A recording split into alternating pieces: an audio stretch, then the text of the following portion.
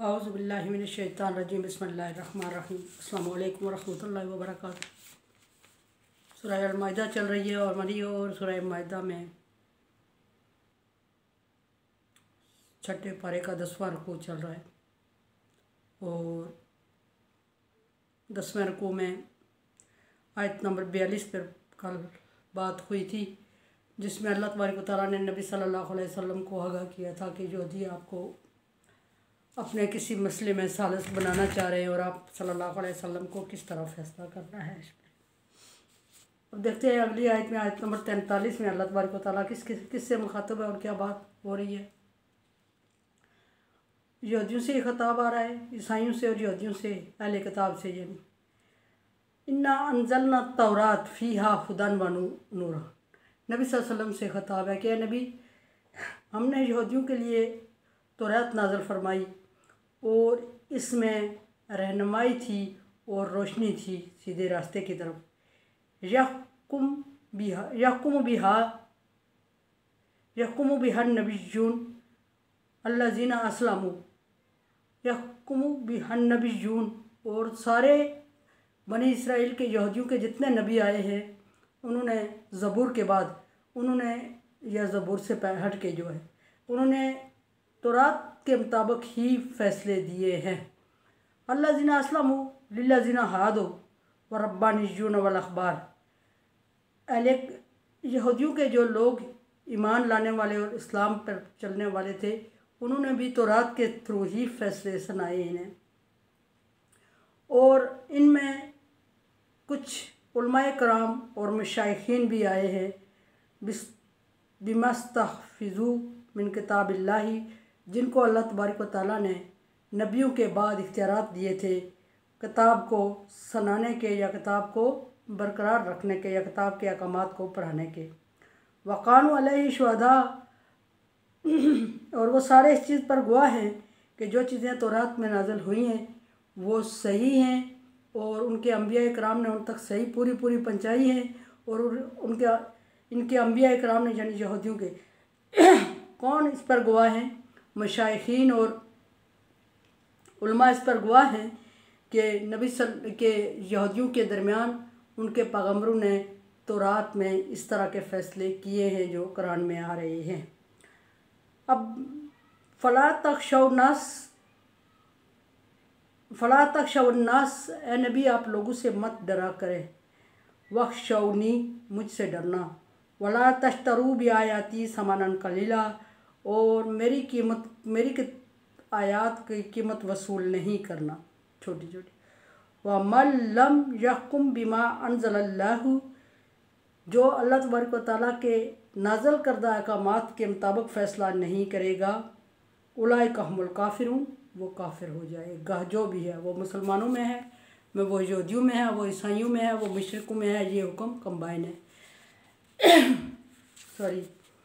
अब यहाँ इस नबी सल्लल्लाहु अलैहि वसल्लम पीछे परेशानी में पड़े थे और पीछे वाला जो मसला था वो भी आपके सामने खुल के मैंने बयान किया था कि यहूदियों की एक औरत पे या एक मर्द पे संसार का हुक्म लागू हो रहा था कुरान के थ्रू, और यहूदियों के तौरात में भी उस मसले पे, उस गुनाह पे संसार का हुक्म ही था, लेकिन यहूदियों ने चूँकि अपने अहकामात को बदला हुआ था, तो जब वो ख़ुद फैसला नहीं कर पाए, वो यहूदी औरत और मर्द जुर्म के मुर्तकिब हो गए, तो यहूदियों के उलमाए कराम ने जो फ़ैसला चेंज किया हुआ था उस पर वो लोग मुत्तफिक नहीं हुए, तो उन्होंने आपस में डिसाइड किया कि मुसलमानों के पैगम्बर के पास जाते हैं। सो नबी सल्लल्लाहु अलैहि वसल्लम के पास आए थे और नबी सल्लल्लाहु अलैहि वसल्लम कन्फ्यूजन में पड़ गए कि अब तौरात के मुताबिक क्या फ़ैसला है। कुरान पाक के मुताबिक डिफरेंट फ़ैसला आ रहा था।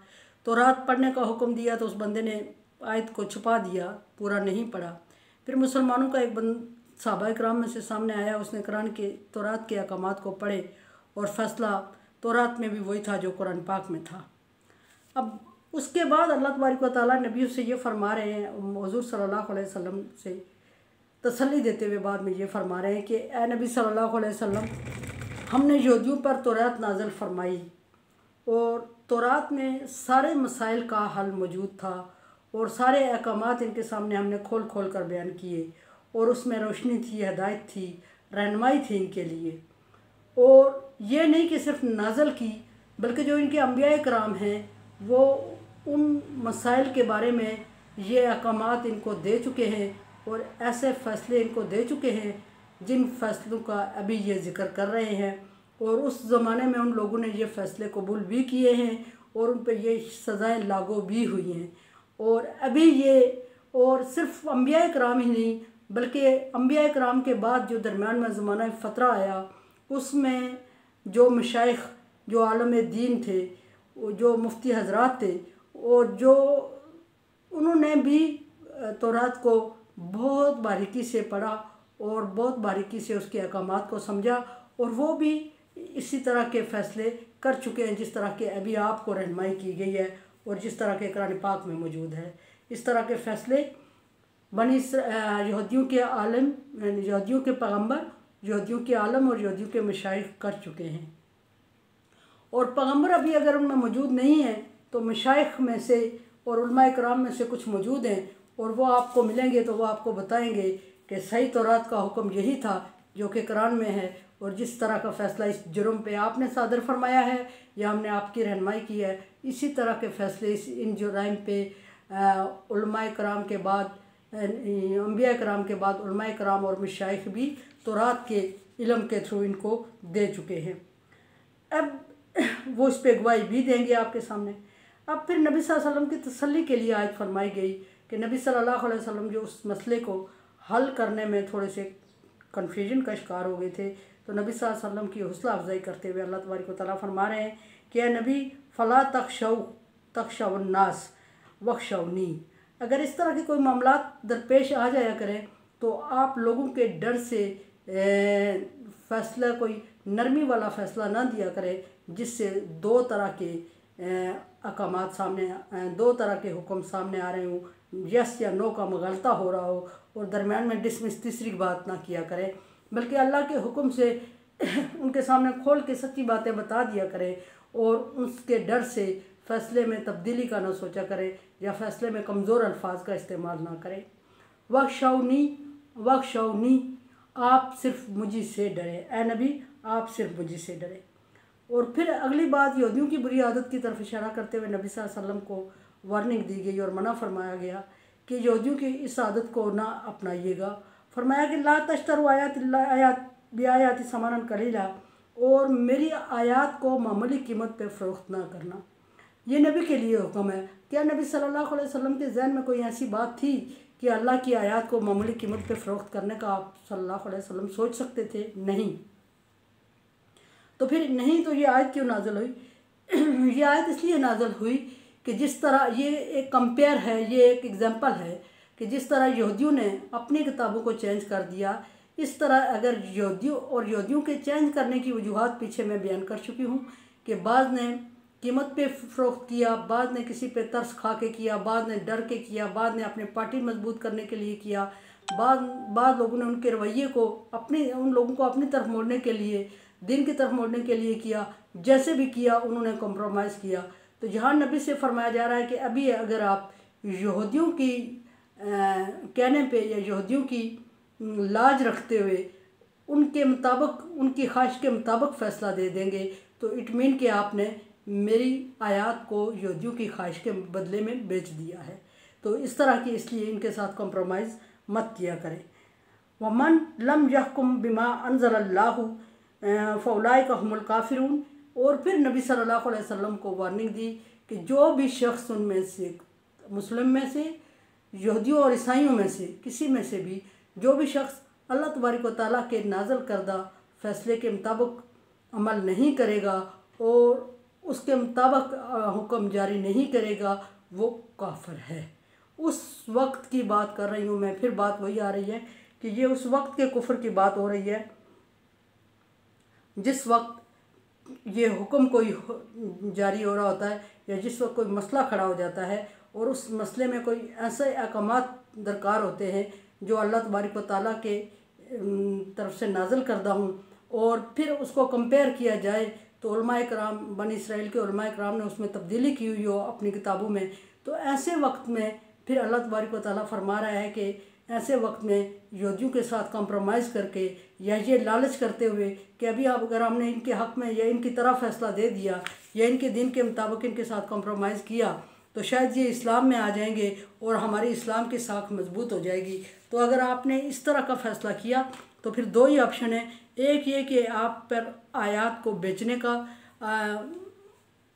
एतमाल होगा और दूसरा ये कि आप इनडायरेक्ट कुफर आयात का इनकार कर रहे होंगे, अल्लाह के अहकामात का इनकार कर रहे होंगे। और अगर हम अल्लाह के अहकामात का डायरेक्ट या इनडायरेक्ट इनकार करते हैं, ज़ुबानी करते हैं या अमली करते हैं, दोनों सूरतों में बाद दफ़ा हम ज़ुबानी कह रहे होते हैं कि हम अल्लाह के हुक्म को मान रहे हैं, हम अल्लाह के हुक्म को मान रहे हैं, लेकिन अमल उसके बरक्स कर देते हैं।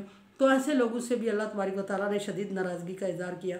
और अभी नबी सल्लल्लाहु अलैहि वसल्लम को मुखातब करते हुए अल्लाह फरमा रहे हैं कि या नबी उनसे डर के या उनके लालच में आके उनके हक़ में फ़ैसला उनकी ख्वाहिश के मुताबिक ना दें। यहाँ अल्लाह तबारक व तआला का और यहूदियों के ख्वाहिश का एक कंपेयर आ रहा है और ऐसी चीज़ में कॉम्प्रोमाइज़ करना और यहूदियों के हक़ में फ़ैसला दे देना आयात को बेचने के मुतरादिफ होगा या फिर अल्लाह के हुक्म से पहलू तय करने के मुतरादिफ होगा। और बेचेंगे तो भी गुनाहगार और पहलू तय करेंगे तो फिर ऐसी सूरत में इस हुक्म का इनकार होगा। और इनकार को अरबी ज़ुबान में कुफ्र कहा गया है और जब कुफ्र होगा तो अल्लाह तबारक व तआला का अज़ाब भी लागू होगा उस बंदे पे। मौजूदा दौर में हमारा जो चल रहा है सिस्टम तो कुछ इसी तरह का चल रहा है और ये जो अभी वार्निंग आ रही हैं ये टोटल किसी ऐसे मसाइल की तरफ निशानदेही कर रही हैं जो हमारे मुस्लिम माशरे में हो रहा है। और वो कैसे हो रहा है? वो ऐसे हो रहा है कि हम किसी बड़े की बढ़ाई से मुतासर होके तो अल्लाह के हुक्म में कॉम्प्रोमाइज़ कर देते हैं या फिर उसको गलत बयानी से काम ले लेते हैं, गलत बयानी कर देते हैं। मसाइल का हल कुरान और हदीस में उस तरह मौजूद नहीं होता जिस तरह हम बता देते हैं, वो गलत बयानी हो जाती है। या फिर खामोशी इख्तियार कर देते हैं और ये भी कुफ्र की तरफ इशारा होता है। या फिर ऐसा पहलू तय कर लेते हैं, ऐसा कर लेते हैं कि उनके और हमारे दरमियान तल्लुकात भी बरकरार रहें और वो बंदा हम तक ये हुक्म लेके आए ही ना, और अगर आए तो उसकी मर्ज़ी का कुछ फ़ैसला कर दें या कोई टाइम ही ना दें उसको या डिसमिस शो कर दें या फिर कोई ऐसे अल्फाज बोले जाएं कि जिससे दो मानी निकलते हों। कल हम ये भी बात संभाल लें कि हमने दीन के मुताबिक किया, कल हम वो भी संभाल लें कि हमने आपकी लाज रखी। ऐसे अल्फाज से मुसलमानों को भी ये मुनाफ़क़त होती है। अल्लाह के अहकाम में जहाँ कंपेयर आ जाए तो वहाँ वालिदैन की फर्माबरदारी का हुक्म भी नहीं दिया गया।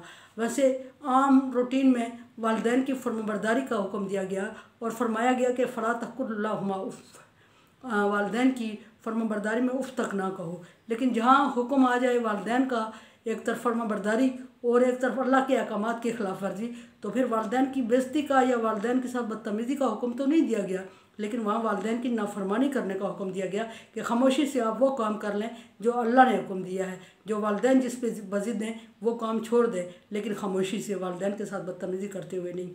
तो इन मामलात में तो यहाँ अब अगर हमारे मौजूदा सूरत हाल देखी जाए तो अक्सर मुझे लगता है कि कंप्रोमाइज़ हो रहा होता है और अल्लाह के हुक्म के ख़िलाफ़ या हम कर रहे होते हैं या हम कह रहे होते हैं या हम खामोश रहते हैं। तो ये तीनों सूरतें इस्लाम के लिए शदीद नुकसानदेह हैं और इस्लाम के लिए ज़हर कातिल हैं और इस्लाम के अहकामात को तब्दील करने में या कमज़ोर करने में हम किरदार अदा कर रहे होते हैं। गो कि अल्लाह तबारक व तआला ने इसकी हिफाजत का ज़िम्मा खुद लिया है, वो इसको कमज़ोर नहीं होने देगा।